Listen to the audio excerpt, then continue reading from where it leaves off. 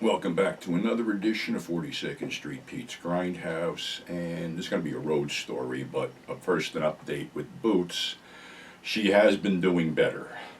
She's going back to the vet Monday afternoon to get rechecked. I mean, she's getting her, got to get her little brother shot and something else going on. But anyway, she's coming in here right now, see? A lot more alert and active than she has been in the past few days, so I'm just giving thankful for that. And again, my thanks to everybody who's reached out with kind words and support and other things. It's greatly appreciated. Right, Bootsy? You're a good girl? You a good girl? Yeah, I know you're a good girl. Let me do this video, and maybe I'll give you something else to play with. No. All right, so anyway, going back to the road stories, flea markets and stuff. I get a call from an old friend of mine who owned a place called State Auto Parts. You know, it's going back to when I was working as a mechanic. And he calls me up and he goes, listen, I got a guy here, my brother. They claim they got 1,000 CDs they want to sell. I said, all right, I might be interested. The price is right. He goes, how about $1,000? I said, $1 a piece? And he goes, yeah. He goes, you think you can cut me in for something? And I said, yeah, there's probably room there. So anyway, I drive down there and wait for this guy to show up, and this raggedy fucker shows up, obviously, you know, looking for drugs, but he has all these CDs in the back of his car. Well, first look, there ain't no 1,000 CDs there. So I do a quick count, and I'm coming up with like 600 something. So I get a hold of Kenny, and I says, what the fuck is with this shit? He goes, they told me 1,000. I said, gonna be real hard for me to do anything with 1,000 but 1,000. So anyway, this guy's jerking around and shit, and I said, what I'm going to do is, you want to make $100 off of this? He goes, yeah. I said, I'm going to offer him $700 and then give you 100 on the end. So I told the kid, I said, all right, chief, this is take it or leave it. You get $700. That's it. That's all I'm going to do. And I'm not giving you $1,000 for this shit. So they're hemming and hawing, shit like that, and the only reason I did it was because the shit was primo. It was all top bands, good shit. I could sell it. So anyway, I make the deal, all right? I give Kenny his $100, which he was happy with. He thought he was going to get more, but I said, this guy's a fuck up. So anyway, that was on a Saturday. And I still wasn't really established anywhere. You know, I was still bouncing around. You know, Englishtown was the hot market on Saturdays. There was other markets. There was a market up on Route 23 at a resort called Suntan Lake.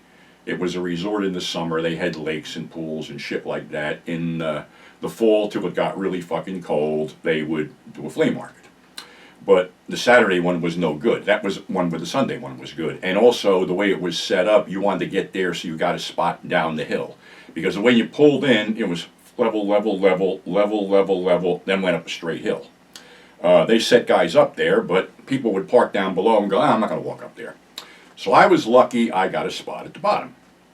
So anyway, there was another guy selling CDs up there. I think his name was Clyde or something. He didn't see me. I'm blowing these things out. I think I was dumping them for like $8 a piece, you know, whatever. I think yeah, that was it, $8 a piece. And they're flying off there. So, all right, I'm doing good. And I guess this guy got tired, packed up early. He's driving back down the hill. He sees me and slams on his brakes, and he walks over. He starts going through this shit, and he's like, holy shit, hold on, what am I doing any fucking business? This and that and the other thing. Think we can do anything? So I said, wait a minute, because that was all I had. So I went and counted my money, and I was really so far ahead of the game that I'm like, you know something?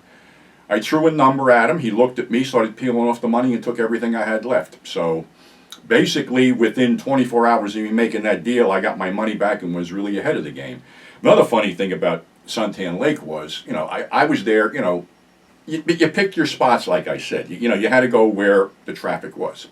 So I'm there one Sunday, and I had my, you know, load of my X-rated shit there. And I see two attractive young women at the end of the table sort of flipping through it. And I walked over and I said, you know, is there anything I can recommend? And the girl looked me right in the eye and she goes, I'm sure I can recommend a lot more than you can. And she chuckled and walked away. Well, that was Barbara Dare. If you remember porn stars of the 80s, that was Barbara Dare. She lived, I think, in Pompton Lakes.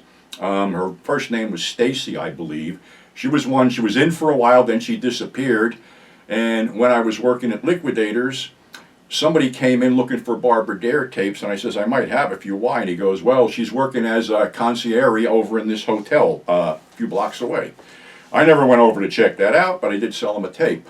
So, yeah, it's weird how things happen and how you just run into people here and there. So, I'm going to end with this. There's a lot of fucking bullshit going on. There's a lot of fucking terrible bullshit going on, and I'm not going to point fingers at anybody, but you know something? The Democrats have completely dropped the ball on this shit, and all I'm seeing is requests for, we need money to fight this, we need money to fight this. Well, we don't have any money to fight this for the simple reason that you fucking dropped the ball, okay?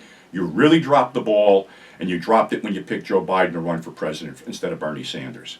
So in these Democratic parties, all I'm seeing is hand-wringing, we can't do anything. Well, obviously you're not doing anything because now Musk and his buddies have all our personal information. So nice fucking going on that routine.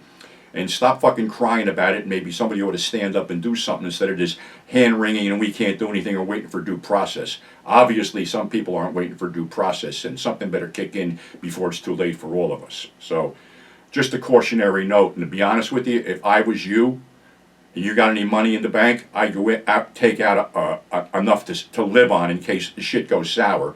Because the way this thing's playing out, this fucker could give all our information to China, Russia, whatever. We could wake up and have absolutely positively no money on our bank accounts tomorrow. So, just a thought. So, till next time, thanks for subscribing, thanks for tuning in, stay safe, and we'll catch you on the flip side.